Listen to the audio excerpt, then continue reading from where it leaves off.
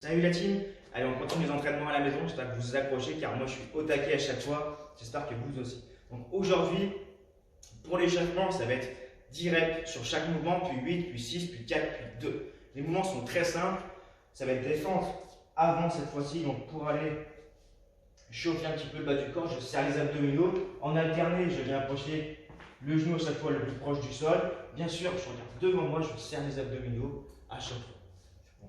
Là, vous avez 10 reps à faire au total, 5 droite, 5 gauche pour faire les 10. Ensuite, montée de genoux. Donc là, on actionne un peu le cardio. Avec la coordination des bras obligatoire, les abdos bien serrés, 10 reps aussi. Ensuite, talons-fesses.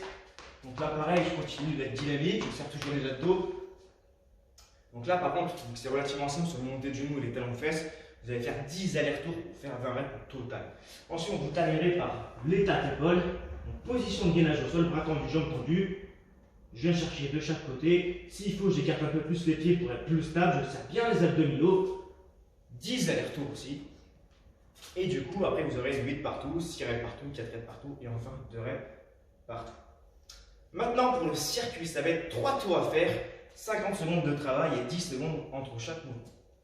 Donc là, vous allez récupérer une charge. Donc, comme d'habitude, ce que vous avez à portée de main à la maison, sac à dos, pack d'eau, charge kettlebell ou halter si vous avez également. Donc là, ça va être du tirage menton. Donc là, simplement debout, je serre les abdominaux, j'engage les fessiers, je viens ramener la charge en direction du menton, je contrôle ma montée, je contrôle ma descente à chaque fois. D'accord? J'essaie de bien garder les coudes au-dessus de la charge et les poignets droits dans l'axe sans les casser. Donc 50 secondes max de reps en contrôlant bien sûr.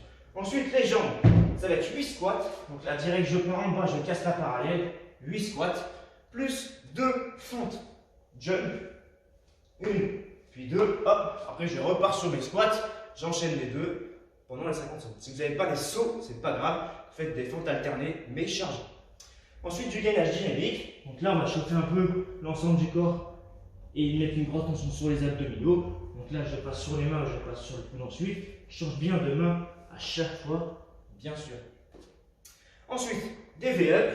Donc là, on va repartir sur les abdominaux. Donc le V-up, soit en alterné avec les deux pieds au sol, les bras bien ouverts, les lombaires bien plaqués, une jambe après l'autre. Je contrôle, je descends. Si je maîtrise, je fais les deux. L'ensemble. Je serre bien les abdos, je souffle bien chaque fois, bien sûr. Et on va terminer par un peu de cardio, les burpees, 50 secondes de burpees.